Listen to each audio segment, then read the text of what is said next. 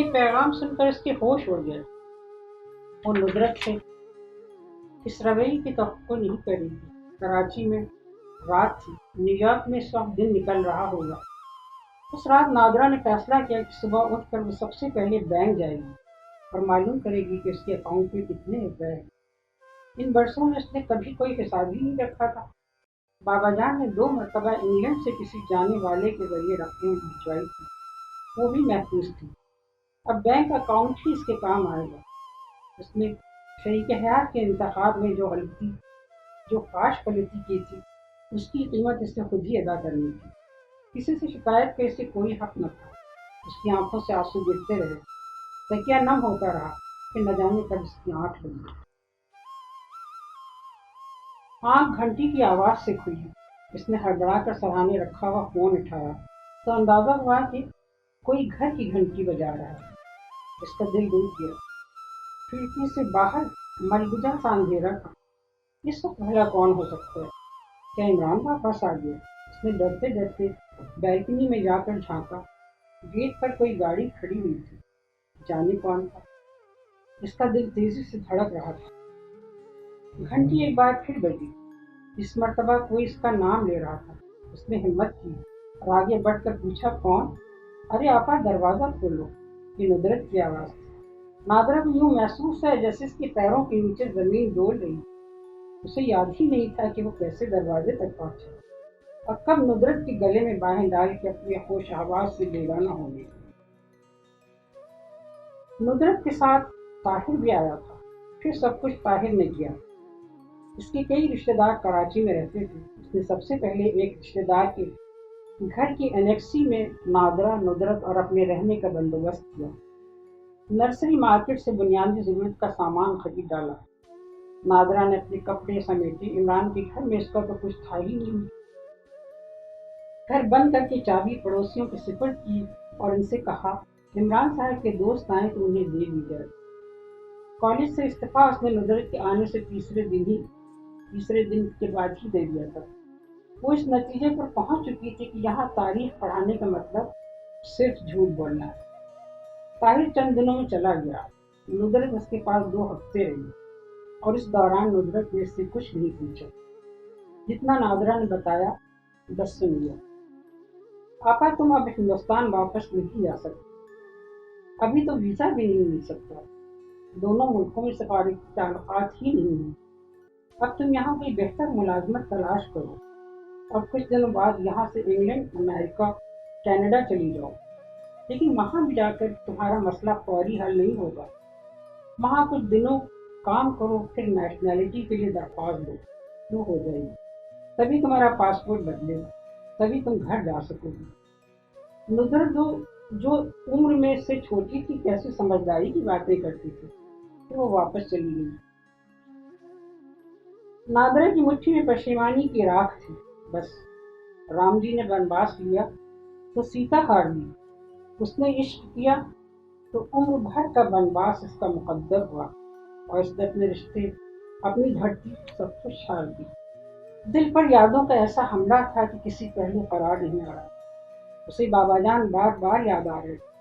اس کی سمجھ میں جب کچھ نہ آیا تو اس نے بابا جان کے وہ نقشے نکالے جو وہ تبرک کے طور پر ساتھ لے آئی تھی۔ بابا جان کو تصوف، فلکیات سے عشق تھا۔ ان کی زندگی ستاروں کی چال کے نقشے بنانے اور تصوف کے اعلیٰ مباحث پڑھتے اور ان پر گفتگو کرتے گزری تھی۔ ان کے بنائے ہوئے نقشے اس کے سامنے کھلے، ان سے سنی ہوئی باتیں اسے اپنے حصار میں لے رہی۔ اس نے ان کی کھینچی ہوئی قوسوں اور لکیروں پر اپنی انگشت کی شہادت پھیر دی۔ شاید اس طرح وہ انہیں چھونا چاہتی، انہیں محسوس کرنا چاہتی۔ اسے یاد آیا بابا جان کہتے تھے مریخ جنگ و جدال اور کشت و خون کی خبر دیتا ہے، زحل کے اثرات نحس ہے اور زہرا محبت اور امن کا ستارہ ہے۔ وہ قالین پر بابا کے بنائے ہوئے کرم خوردہ اور بوسیدہ نقشے پھیلائے بیٹھی رہی۔ اس نے دھندلائی ہوئی آنکھوں سے 12 برجوں کے نشان دیکھے۔ یہ اسد ہے، یہ سنبلہ ہے، یہ میزان ہے، میزان عدل کا نشان ہے، لیکن عدل کہاں تھا اور سرشاری کہاں تھی؟ بابا جان کے کشیدہ خط اور قوسیں اس کی نگاہوں کے سامنے تھے اور وہ خود اس سے سینکڑوں میل دوری پر وجود اور عدم کی سرحد پر کھڑے تھے۔ غنودگی کی کہر میں لپٹا ہوا ان کا ذہن اس وقت کیا سوچتا ہوگا؟ کیا انہوں نے اپنی لاڈلی نادرا کو معاف کر دیا تھا؟ انہیں اس کی یاد کتنی ستاتی ہوگی؟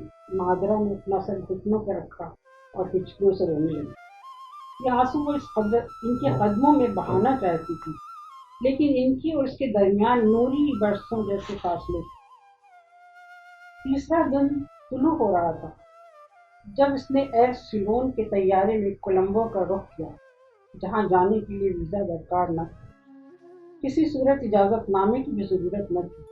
یہی بڑی بات تھی۔ ان دنوں آفتاب اس شہر میں تھے جہاں سے ہندوستان کا ویزا 3 دن میں ملتا تھا، جہاں سے تمام راستے بمبئی، دلی، پٹنہ اور سہسرام کو جاتے تھے۔ نادرا نے کھڑکی سے باہر دیکھا۔ سورج اس کی آنکھوں کے سامنے تھا اور بادلوں سے اوپر پرواز کرتے ہوئے جہاز کی حیرتناک گرج محض ایک ہلکی سے سنسناہٹ بن کر پہنچ رہی تھی۔ چند لہجوں کے لیے جہاز تھر تھرایا۔ سب موت سے کس قدر قریب تھے، اور یوں بھی کون کس وقت موت سے قریب نہ تھا۔ کاکپٹ سے اعلان ہوا، ہم بمبئی پر سے گزر رہے ہیں۔ نادرا نے آنکھیں پھاڑ پھاڑ کر نیچے دیکھا، لیکن اسے کچھ نظر نہ آیا۔ دھنکی ہوئی روئی جیسے بادلوں کے نیچے بمبئی آرام کر رہا تھا۔ اس وقت وکٹوریہ ٹرمینس پر کیسی رونقیں اور کیسی چہل پہل ہوگی۔ ٹرینیں اسٹیشن میں داخل ہو رہی ہوں گی، ٹرینیں روانہ ہو رہی ہوں گی۔ ہاوڑا ایکسپریس، راجدھانی، جنتا ایکسپریس، یہ ٹرینیں جو دلی جاتی تھیں، جہاں سے سہسرام کو راستہ جاتا تھا۔ اس کی آنکھوں میں آنسو آ گئے۔ یہ 20ویں صدی تھی اور اسی صدی کا کرم تھا کہ اس نے لاکھوں اور کروڑوں انسانوں کو گھر سے بے گھر کر دیا، اپنے شہروں، اپنے موسموں سے دور کیا تھا۔ نادرا کی نگاہوں میں پروجیکٹ ہوپ، UNHCR اور دوسرے ایسے بہت سے بین الاقوامی اداروں کے دلگداز اشتہار گھوم گئے۔ پروجیکٹ ہوپ کی پناہ میں آنے والے مفلوج، معذور، بے بازار، بے سہارا بچے، بوڑھے، جوان اور عورتیں، جن کے لیے زمین سخت تھی اور آسمان دور۔ United Nations High Commission for Refugees اس کی نگاہوں کے سامنے جھلملایا۔ زیتون کی شاخ کے حصار میں 2 توانا ہاتھ جو ایک انسان کو تحفظ دے رہے، لیکن امان کہاں تھی اور جائے امان تھی کہاں؟ اس کے برابر میں